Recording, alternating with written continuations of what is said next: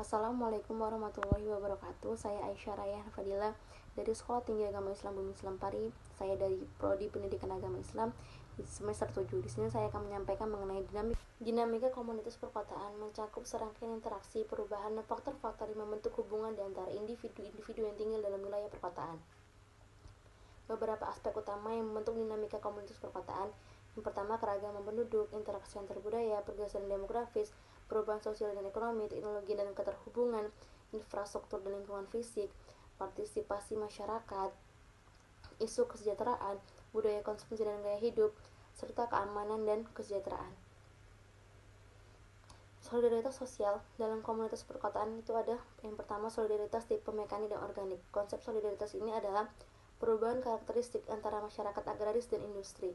Masyarakat agraris cenderung memiliki solidaritas mekanik di mana individu terikat oleh kesamaan nilai dan norma. Di perkotaan, solidaritas organik muncul di mana orang saling tergantung dalam spesialisasi pekerjaan yang berbagai peran sosial.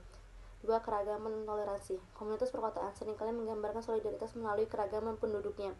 Keberagaman etnis, budaya, dan agama menciptakan peluang untuk membentuk solidaritas melalui penghargaan terhadap perbedaan dan toleransi. 3. Partisipasi sosial. Solidaritas bisa diperkuat melalui partisipasi aktif dalam kegiatan sosial dan kultural. Organisasi masyarakat, kelompok relawan, dan inisiatif lokal dapat menjadi sarana untuk membangun ikatan sosial yang meningkatkan rasa saling ketergantungan. Krisis dan kejadian luar biasa, solidaritas sering kali menguat dalam berbagai krisis atau peristiwa luar biasa. Bencana alam atau masalah bersama dapat menyatukan masyarakat perkotaan dan upaya pemulihan dan dukungan. Perubahan interaksi sosial dalam komunitas perkotaan. Yang pertama, kompleksitas jaringan sosial. Interaksi sosial di komunitas perkotaan cenderung lebih kompleks karena melibatkan berbagai kelompok dan lapisan masyarakat. Ini menciptakan jaringan sosial yang lebih luas dan beragam. Yang kedua, peran teknologi dan media sosial. Kemajuan teknologi dan media sosial telah mengubah cara orang berinteraksi.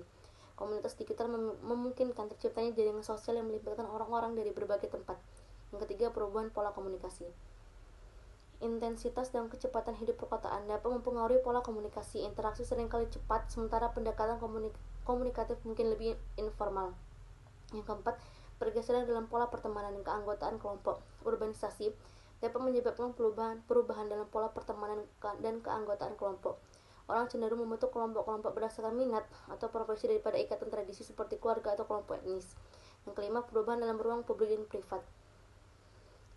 Dinamika komunitas perkotaan mencakup perubahan dalam cara orang menggunakan ruang publik dan privat. Adanya ruang publik yang lebih terbuka untuk interaksi sosial seringkali mendukung pembentukan komunitas lokal yang dinamis.